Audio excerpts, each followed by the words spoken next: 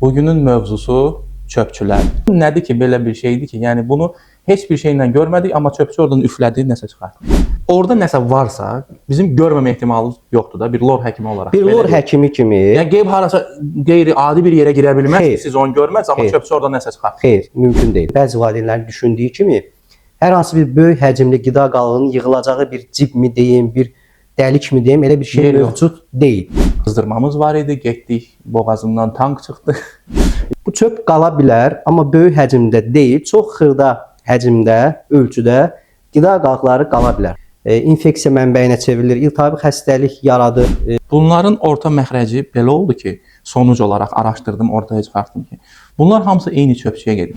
Steril qaydalara riayət etmədən, burundan və yaxud ağızdan üfürərək özündə olan xronik hər hansı bir infeksiyanı uşağa keçirdə bilərlər. Yad adam sizin övladınızın ağzından birbaşa üfürür, üfürcəkləri ilə də təbii ki, istənilən infeksiyanı keçirə bilir.